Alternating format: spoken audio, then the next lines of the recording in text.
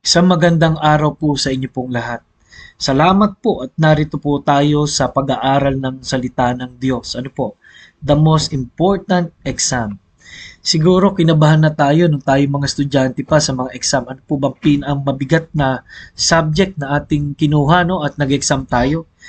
Pero sa harapan po ng Diyos ay meron po mga eksaminasyon dahil alam niya ang ating puso. Ano po? Alam niya at batid niya ang ating puso. Kaya sa 2 Corinthians 13 verse number 5 ay mababasa po natin ang ating pangunahing talata. Ano pong sabi po sa 13 verse number 5? Ano po? 13 verse number 5. Sabi rito, siyasatin ninyo ang inyong mga sarili kung kayo'y nasa pananampalataya. Subukin ninyo ang inyong mga sarili. Hindi ba ninyo nalaman na si Jesucristo ay nasa inyo malibang kayo'y nabigo sa pagsubok? Alam niyo po, napakahalagang patunayan at check natin kung talaga ba tayo ay mananampalataya na ay Kristo. Yung buhay ay number one. Ano po? Yung buhay. Ang buhay ng Kristiyano. Ano po? So, am I living like a Christian? So, kamusta po yung ating lifestyle? Yun ang tinatanong dito.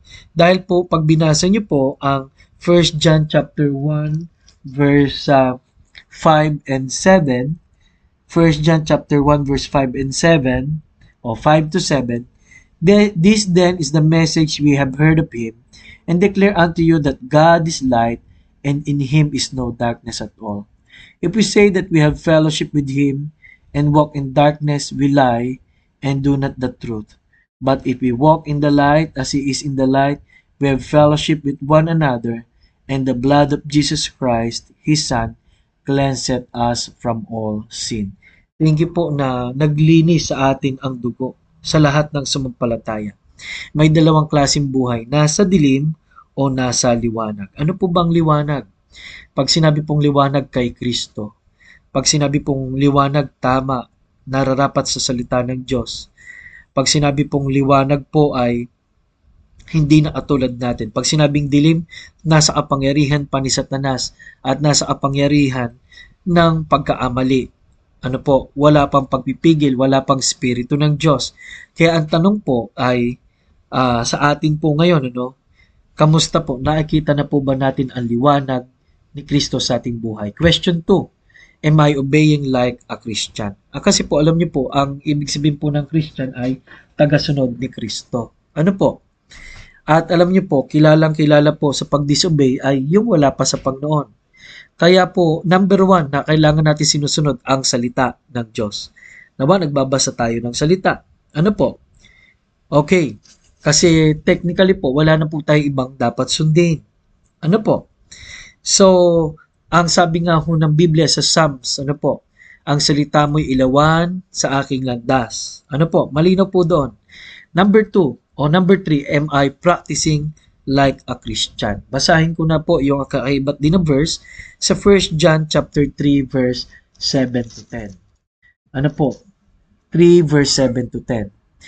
Sabi po rito sa 1 John chapter 3 verse 7 to 10, little children, let no man deceive you, but that doeth righteousness is righteous, even as he is righteous.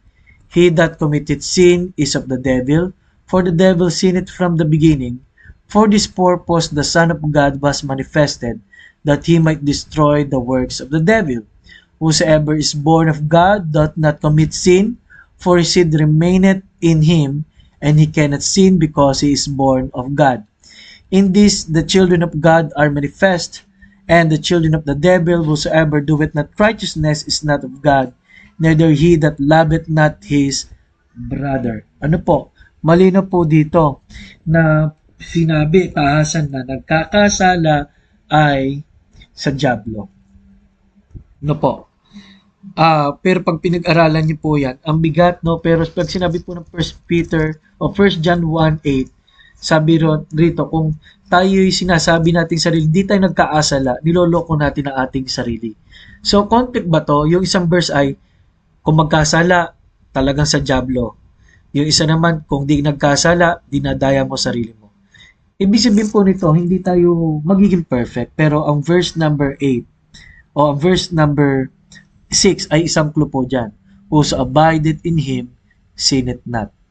Whosoever sinneth hath not seen him, neither known him. Abideth in him, sinneth not. Ibig sabihin po, yung relasyon kay Kristo ay minimaintain.